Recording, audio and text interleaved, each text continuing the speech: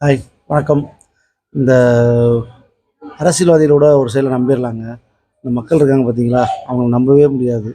எப்போ யாரை எப்படி வேணாலும் கவுத்து விடுவாங்க. சரிங்களா? 500, 1000 கிடைச்சா போதும். உடனே எப்படினாலும் மாறிடுவாங்க. அவங்களுக்கு தேவை இந்த 500, 1000. பட் ஆனால் அவங்கள்ட்டருந்து எவ்வளோ பறிக்கப்படுது, எவ்வளோ அவங்கள்ட்டருந்து எடுக்கப்படுதுன்னு அவங்களுக்கு ஏன் தெரிய மாட்டேங்குதுன்னே தெரியல. ஆனால் அவங்க நினச்சிட்டு இருக்காங்க, நமக்கு 500, 1000 கிடைச்சிருச்சுன்னு சந்தோஷப்படுறாங்க. இன்னொருத்தர் பிடுங்கி தான் உங்களுக்கு அந்த 500, 1000 வருது. அது ஏன் உங்களுக்கு தெரிய மாட்டேங்குதுன்னு தெரியல. அடுத்து என்னன்னு பார்த்தீங்கன்னா, ரோட்ல எத கேட்டாலும் கண்டுக்கிறதே கிடையாது. ஏன்னா, நம்ம எது கேட்டுட்டு நம்ம கேட்கக்கூடாது அப்படின்னு சொல்லிட்டு கிளம்பி போயிடுறாங்க. அதாவது மத்தவங்க அநியாயம் நடக்கும்போது இவங்க கண்ண மூடிட்டு போயிடுறது.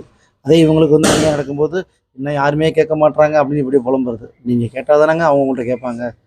நீங்களே ஒருத்தவங்க கேட்கறலன்னா, உங்களுக்கு யாரு கேட்பாங்க? அத எப்படி நீங்க எதிர்பார்க்கலாம்? ம். உங்களுக்கு எல்லாம் இலவசமாவும் வேணும். அதே நேரத்தில எல்லாமே நல்லாவும் இருக்கணும்னா எப்படி இருக்கும்? இலவசமே வேணாங்க. நீங்க சம்பாரிச்சு, நீங்க நல்லா இருந்தாலே உங்களுக்கு போதாதா? இலவசமா வாங்கி தான் நீங்க இருக்கணும்னா, அப்புறம் எதுக்கு நீங்க இருக்கீங்க? ஒரு வேலைக்கு போகாதீங்க, எதுவும் பண்ணாதீங்க. அதுக்கு இலவசமா வரணும்னா பிச்சை எடுத்துட்டு போயிடலாமே நம்ம. எதுக்கு போட்டுக்கிட்டு நீங்க இலவசம் அலையணும்? அதுக்கு ஈஸியா பிச்சை எடுத்துட்டு போறது ரொம்ப நல்ல விஷயமாச்சே. அது கூட நீங்க 4 பேர்ட்ட கேட்டு எடுத்துட்டு போயிடலாமே. எல்லாம் ஒண்ணு தானங்க.